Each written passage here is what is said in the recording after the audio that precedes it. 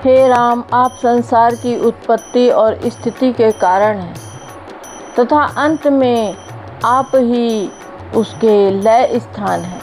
आप अपने इच्छानुसार विहार करने वाले हैं। हे राघव, चराचर भूतों के भीतर बाहर व्यापक रूप से आप विश्वरूप ही भास रहे हैं। श्री गणेशाय नमः। जय श्री सीता रामाभ्याम नमः। मैं शैलजा अपने चैनल पर आप सबका हार्दिक स्वागत करती हूँ। आशा करती हूँ आप सब स्वस्थ एवं प्रसन्न होंगे। महर्षि वेद व्यास रचित अध्यात्म रामायण के युद्धकांड के तृतीय सर्ग की कथा है। कथा में विभीषण की शरणागति, समुद्र निग्रह और सेतु बंधन का आरंभ है। जय सिया राम, जय सीतारामाभ्याम नमः, जय श्री हनुमान। तो कथा शुरू करते हैं। हर हर महादेव। श्री महादेव जी बोले, हे पार्वती, तदंतर महाभाग विभीषण अपने 4 मंत्रियों के साथ आकर आकाश में श्री रघुनाथ जी के सामने उपस्थित हुए और ऊंचे स्वर से कहने लगे, हे कमल नयन प्रभु राम, मैं आपकी भार्या का हरण करने वाले रावण का छोटा भाई हूँ। मेरा नाम विभीषण है। मुझे भाई ने निकाल दिया है, इसलिए मैं आपकी शरण में आया हूँ। हे देव, मैंने उस अज्ञानी के हित की बात कही थी। उससे बार बार कहा है कि तुम विदेह नंदिनी सीता को राम के पास भेज दो, तथापि काल के वशीभूत होने के कारण वह कुछ सुनता ही नहीं है। इस समय वह राक्षस मुझे तलवार से मारने के लिए दौड़ा। तब मैं भय से तुरंत ही अपने 4 मंत्रियों के सहित संसार पाश से मुक्त होने के लिए मुमुक्षु होकर आपकी ही शरण में चला आया हूँ। विभीषण के ये वचन सुनकर सुग्रीव ने कहा, हे राम, इस मायावी राक्षस का कुछ विश्वास न करना चाहिए।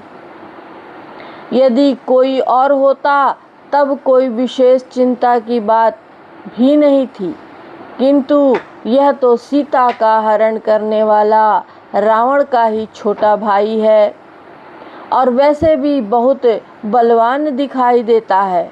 यह अपने सशस्त्र मंत्रियों के साथ किसी समय एकांत में हमें मार डालेगा। अतः हे प्रभु, मुझे आज्ञा दीजिए, मैं इसे वानरों से मरवा डालूं। हे राम, मुझे तो ऐसा ही जचता है। आपका इस विषय में क्या निश्चय है, सो कहिए।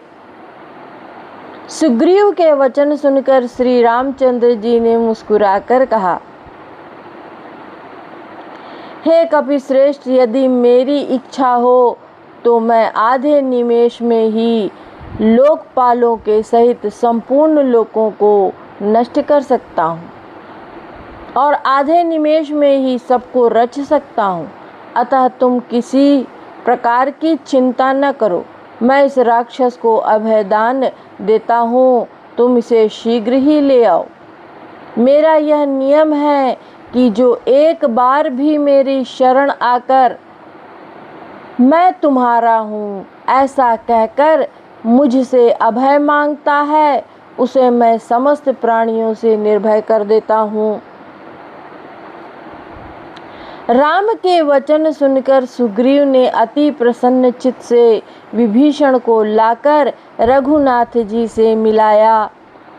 विभीषण ने रघुनाथ जी को साष्टांग प्रणाम किया और हर्ष से गदगद कंठ हो परम भक्ति पूर्वक हाथ जोड़कर शांत मूर्ति, प्रसन्न वदना, रविंद विशाल नयन, श्याम सुंदर धनुर्बाणधारी भगवान राम की लक्ष्मण जी के सहित स्तुति करनी आरंभ की।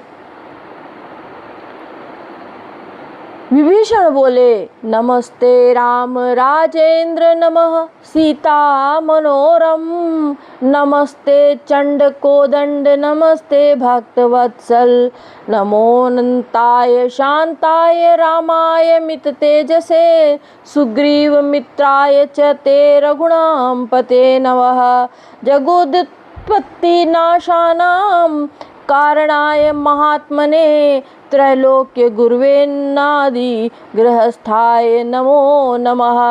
विभीषण बोले, हे राजेश्वर राम, आपको नमस्कार है।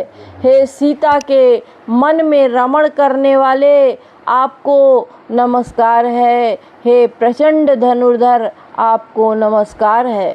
हे भक्तवत्सल, आपको बारंबार नमस्कार है। हे अनंत शांत अतुल तेजोमय सुग्रीव सखा रघुकुल नायक भगवान राम, आपको नमस्कार है। जो संसार की उत्पत्ति और नाश के कारण हैं, त्रिलोकी के गुरु और अनादिकाल गृहस्थ हैं, उन महात्मा राम को बारंबार नमस्कार है। हे राम, आप संसार की उत्पत्ति और स्थिति के कारण हैं और अंत में आप ही उसके लय स्थान हैं। आप अपने इच्छानुसार विहार करने वाले हैं। हे राघव, चराचर भूतों के भीतर और बाहर व्यापक रूप से आप विश्व रूप ही भास रहे हैं। आपकी माया ने जिनका सद्विवेक हर लिया है, वे नष्ट बुद्धि मूढ़ पुरुष आपके पाप पुण्य के वशीभूत होकर संसार में बारंबार आते जाते रहते हैं। जब तक मनुष्य एकाग्र चित्त से आपके ज्ञान स्वरूप को नहीं जानता, तभी तक सीपी में चांदी के समान यह संसार सत्य प्रतीत होता है। हे विभो, आपको न जानने से ही लोग पुत्र, स्त्री, गृह आदि में आसक्त होकर अंत में दुख देने वाले विषयों में सुख मानते हैं। हे पुरुषोत्तम, आप ही इंद्र, अग्नि, यम, निकृति, वरुण और वायु हैं, और आप ही कुबेर और रुद्र हैं। हे प्रभु, आप अणु से अणु और महान से महान हैं, तथा आप ही समस्त लोकों के पिता, माता और धाता, धारण पोषण करने वाले हैं। आप आदि, मध्य और अंत से रहित, सर्वत्र परिपूर्ण, अच्युत तथा अविनाशी हैं। आप हाथ पांव से रहित तथा नेत्र और कर्णहीन हैं, तथापि हे खरांतक, आप सब कुछ देखने वाले, सब कुछ सुनने वाले, सब कुछ ग्रहण करने वाले और बड़े वेगवान हैं। हे प्रभु, आप अन्नमय आदि पांचों कोशों से रहित तथा निर्गुण और निराश्रय हैं। आप निर्विकल्प, निर्विकार और निराकार हैं। आपका कोई प्रेरक नहीं। आप उत्पत्ति, वृद्धि, परिणाम, क्षय, जीर्णता और नाश, इन 6 विकारों से रहित हैं तथा प्रकृति से अतीत अनादि पुरुष हैं। माया के कारण ही आप साधारण मनुष्य के समान प्रतीत होते हैं। वैष्णव जन आपको निर्गुण और अजन्मा जानकर मोक्ष प्राप्त करते हैं। हे राघव, हे प्रभु, मैं आपके चरण कमल की विशुद्ध भक्ति रूप सीढ़ी पाकर ज्ञान योग नामक राजभवन के शिखर पर चढ़ना चाहता हूँ। हे कारुणिक श्रेष्ठ सीतापते राम, आपको नमस्कार है। हे रावणारे, आपको बारंबार नमस्कार है। आप इस संसार सागर से मेरी रक्षा कीजिए। तब भक्तवत्सल राम ने प्रसन्न होकर कहा, विभीषण, तेरा कल्याण हो। मैं तुझे वर देना चाहता हूँ, अतः तेरी जो इच्छा हो वही वर मांग ले। ततः प्रसन्नः प्रोवाच श्रीरामो भक्तवत्सलः, वरं वणिद्व भद्रं ते वांछितं वरदो अहम्यहम्। विभीषण बोले, हे रघुनंदन, मैं तो आपके चरणों का दर्शन पाकर ही धन्य और कृतकृत्य हो गया। मुझे जो कुछ पाना था वह मिल गया। अब मैं निःसंदेह मुक्त हो गया। हे राम, आपको मनोहर मूर्ति का दर्शन करने से, आपकी मनोहर मूर्ति का दर्शन करने से आज मेरे समान कोई धन्य और पवित्र नहीं है। अब इस संसार में किसी भी प्रकार मेरी समता करने वाला कोई नहीं है। हे रघुनंदन, कर्म बंधन को नष्ट करने के लिए आप मुझे अपनी भक्ति से प्राप्त होने वाला ज्ञान और अपने परमार्थ स्वरूप का साक्षात कराने वाला ध्यान दीजिए। हे राजराजेश्वर राम, मुझे विषय जन्य सुख की इच्छा नहीं है। मैं तो यही चाहता हूँ कि आपके चरण कमलों में सदा मेरी आसक्ति रूपा भक्ति बनी रहे। तब रघुनाथ जी ने तथास्तु कहकर विभीषण से प्रसन्न होकर कहा, भद्र सुनो, मैं तुम्हें अपना निश्चित रहस्य सुनाता हूँ। जो मेरे शांत स्वभाव, विरक्त और योगनिष्ठ भक्त हैं, उनके हृदय में मैं सीता जी के सहित सदा रहता हूँ, इसमें संदेह नहीं। तस्मात् त्वं सर्वदा शान्तः सर्वकल्मषवर्जितः मां ध्यात्वा मोक्ष्यसे नित्यं घोर संसार सागरात्। अतः तुम सर्वदा शांत और पाप रहित हो रहकर मेरा ध्यान करने से घोर संसार सागर से पार हो जाओगे। जो पुरुष मुझे प्रसन्न करने के लिए इस स्तोत्र को पढ़ता, लिखता अथवा सुनता है, वह मेरा प्रिय सारूप्य पद प्राप्त करता है। विभीषण से ऐसा कह भक्त वत्सल श्री राम ने लक्ष्मण जी से कहा, लक्ष्मण, यह अभी मेरे दर्शन का फल देखे। तुम समुद्र से जल ले आओ, मैं इसे लंका के राज्य पर अभिषिक्त किए देता हूँ। जब तक चंद्र, सूर्य और पृथ्वी की स्थिति है तथा जब तक लोक में मेरी कथा रहेगी, तब तक यह लंका का राज्य करेगा। ऐसा कह श्री रमापति लक्ष्मण जी से कलश में जल मंगवाया। श्री रमापति ने कलश में जल मंगवाया और मंत्रियों तथा विशेषतः लक्ष्मण जी से उसे लंका के राज्य पद पर अभिषिक्त कराया। उस समय समस्त वानर प्रसन्न होकर धन्य है, धन्य है ऐसा कहने लगे और सुग्रीव ने विभीषण को गले लगाकर कहा, विभीषण, हम सब परमात्मा राम के दास हैं, तथापि तुम हम सब में प्रधान हो, क्योंकि तुमने केवल भक्ति से ही उनकी शरण ली है। अब तुम्हें रावण का नाश कराने में हमारी सहायता करनी चाहिए। विभीषण बोले, मैं परमात्मा राम की क्या सहायता कर सकता हूँ, तथापि मुझसे जैसी कुछ बनेगी निष्कपट होकर भक्ति भाव से उनकी सेवा करता रहूँगा। इसी समय रावण का भेजा हुआ शुक नामक महादैत्य आकाश में स्थित होकर सुग्रीव से इस प्रकार बोला, राक्षस राज रावण तुम्हें अपने भाई के समान मानते हैं। उन्होंने तुम्हारे लिए कहा है कि तुम बड़े कुल में उत्पन्न हुए हो और वानरों के राजा हो। तुम मेरे भाई के समान हो, तुम्हारा कोई सर्वार्थ घात नहीं हुआ है।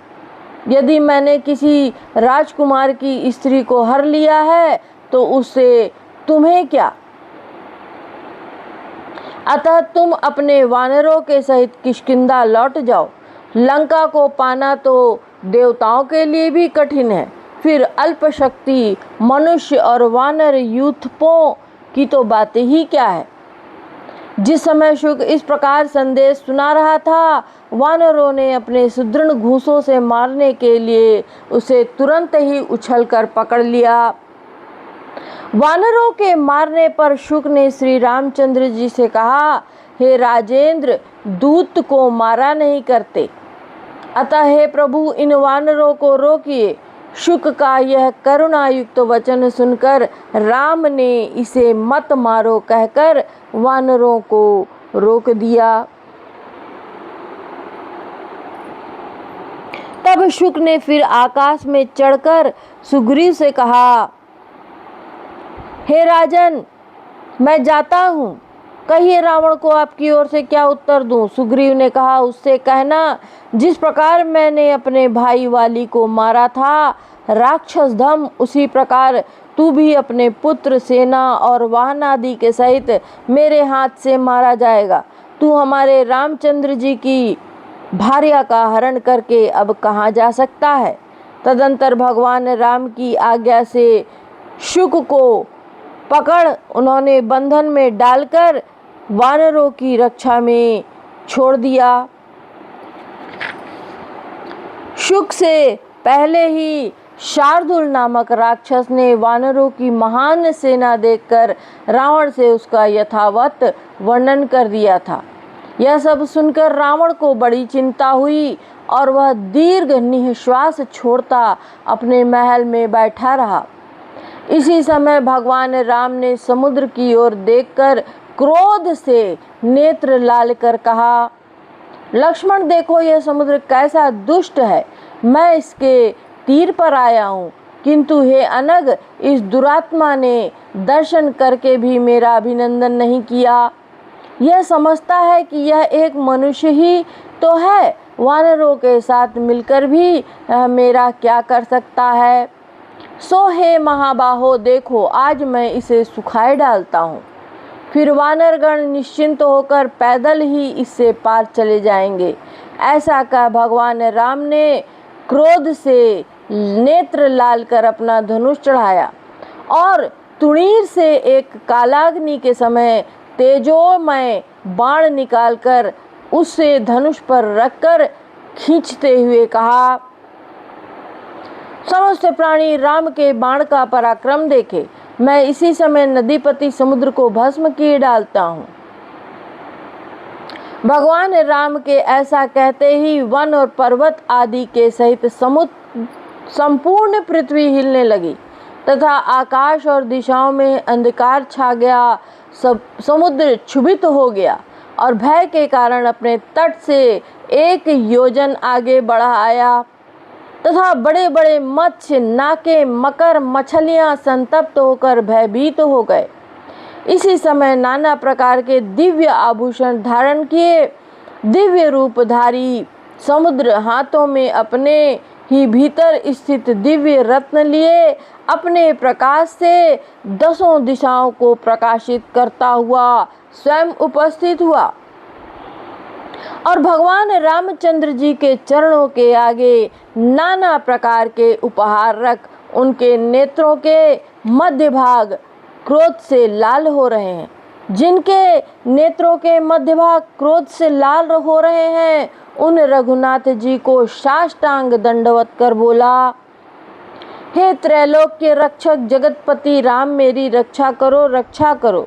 हे राम, संपूर्ण संसार की रचना करते समय आपने मुझे जड़ ही बनाया था, फिर आपके बनाए स्वभाव को कोई कैसे बदल सकता है। पांचों स्थूल भूतों को आपने स्वभाव से ही जड़ बनाया था, जड़ बनाया है, वे आपकी आज्ञा का उल्लंघन नहीं कर सकते। हे राम, भूत तामस अहंकार से उत्पन्न होते हैं, अतः अपने कारण का अनुगमन करने से उनमें तमोरूप जड़त्व तो स्वतः सिद्ध है।